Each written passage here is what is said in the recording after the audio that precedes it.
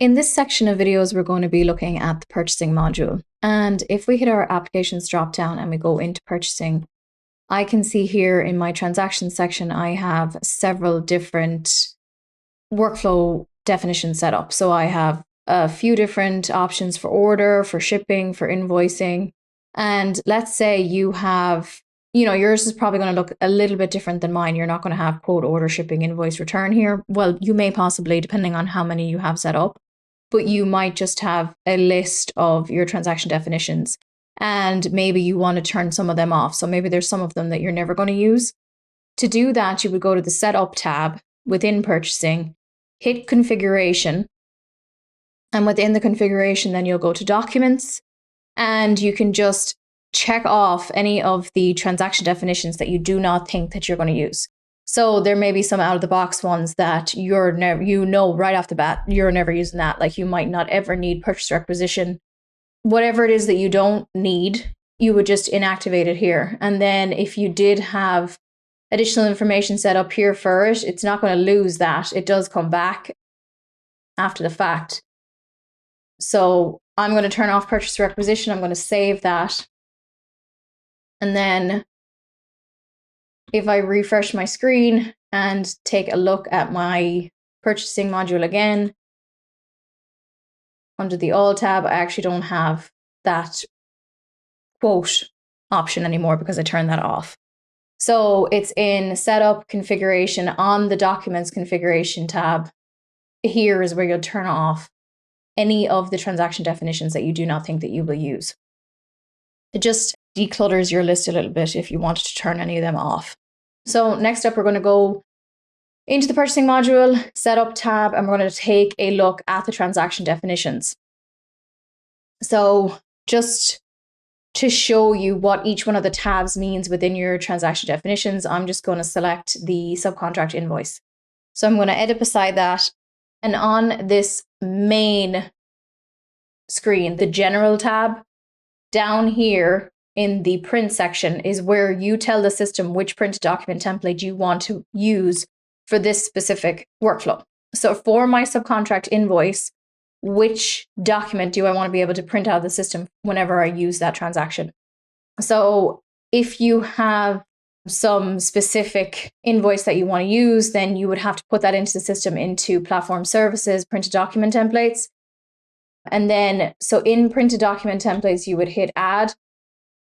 You would have the template obviously in your computer to upload, and you're going to choose purchasing as your application, and then what order type is it. So if it's an invoice, you're going to want to say that it's an invoice. And then once you've that saved into the system, when you go back to your transaction definition, it should appear in that drop down on your General tab.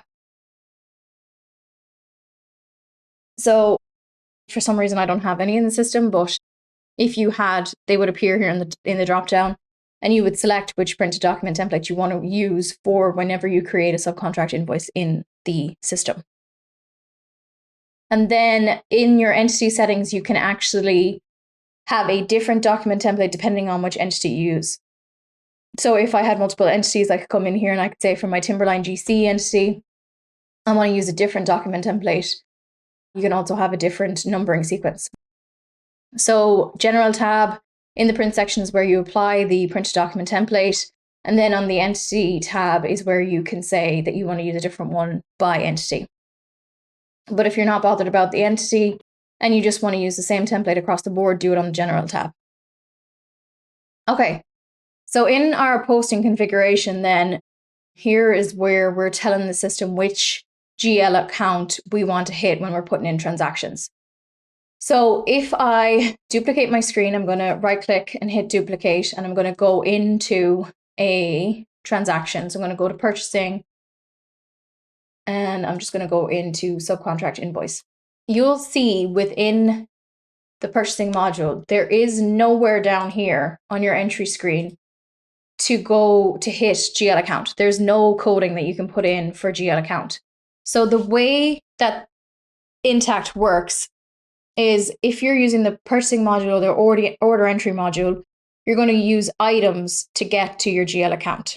So your items are set up that you have a list of items here, And then your items are linked to an item GL group.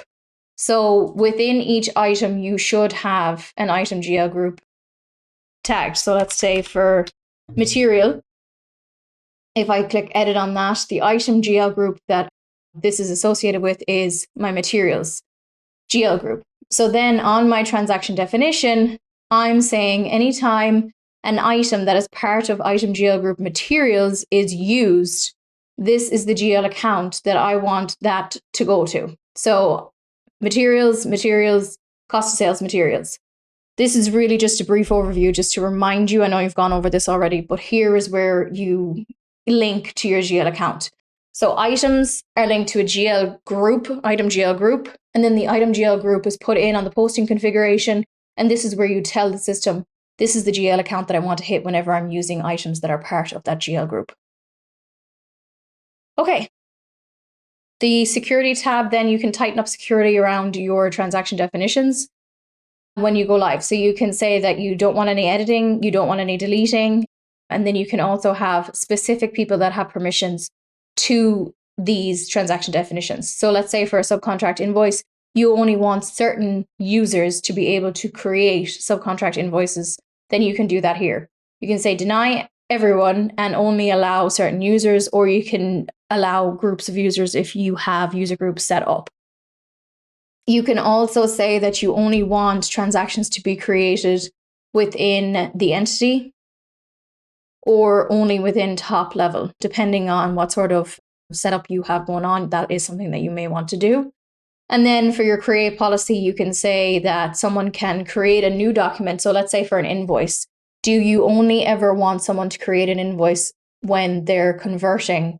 So let's say a subcontract has to be in the system and you have to convert from a subcontract to create an invoice. Or do you want to allow people to be able to create a subcontract invoice without a subcontract being in there? So that's what this does.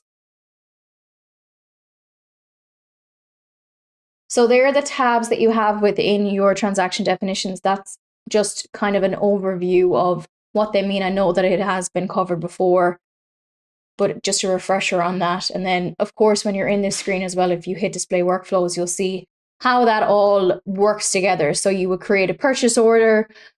A purchase order then gets converted to a purchasing invoice. If you have a return that goes against your invoice, subcontracts get converted to subcontract invoice, and then you can create a subcontract credit memo if you need to off of a subcontract invoice. So hitting display workflows there will show you the way that lays out. And then obviously purchasing setup configuration on the documents tab, you can turn off any of the workflows that you do not want to see here on your main screen.